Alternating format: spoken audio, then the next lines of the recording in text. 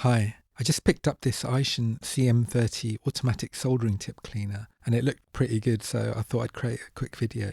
My actual conclusion will be that it's not a bad product, it works, but it is probably slightly overpriced, and if you're already using steel or brass wool for cleaning your soldering tips, then the result will already be quite similar, but it is for sure nice to have this electric cleaner.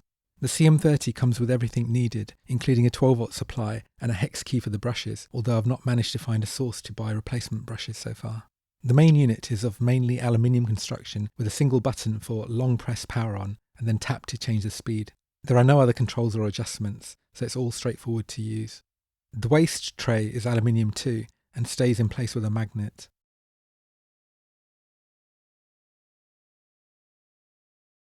The DC connector uses a normal 2.1/5.5mm barrel plug in case you want to use your own mains adapter. Here's the internals, and you can turn these brushes by hand. It actually feels quite smooth, there are good bearings. From the adverts, the two brushes looked spaced quite far apart, so I was concerned if it would work with very fine tips, but now I think it will work. This is about as fine as tips go, so if it works with this tip, then it will work with almost any.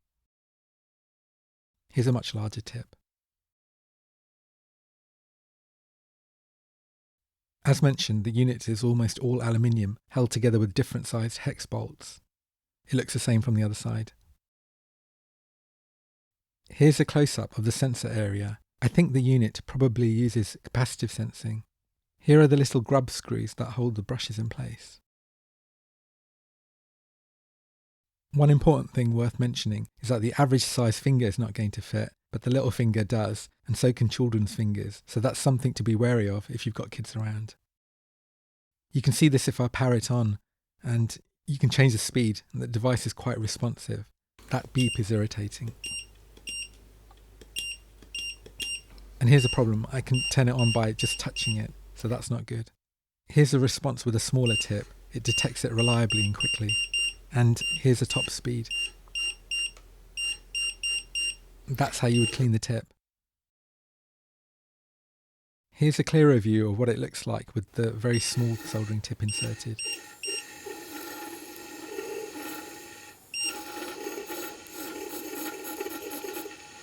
This is the larger tip.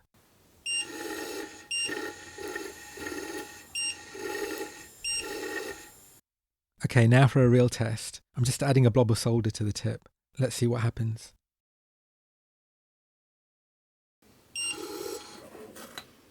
Not bad, but there is still a bit of flux residue there. Let's try again. That's pretty good.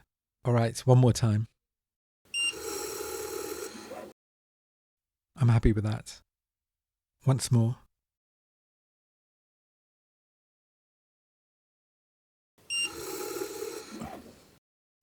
I don't know what more to say actually. It seems pretty effective to me. It's doing what I'd expect it to do.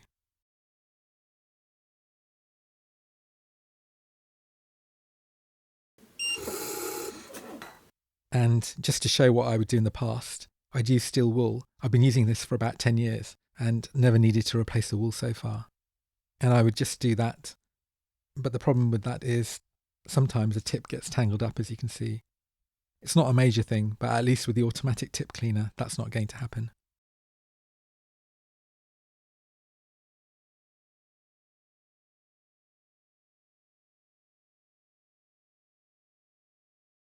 I'm going to summarise the good and bad points now. In terms of benefits, it appears to clean as well as steel wool, and it doesn't take long either. A second or two, which I wait for the tip temperature to rise anyway, is sufficient.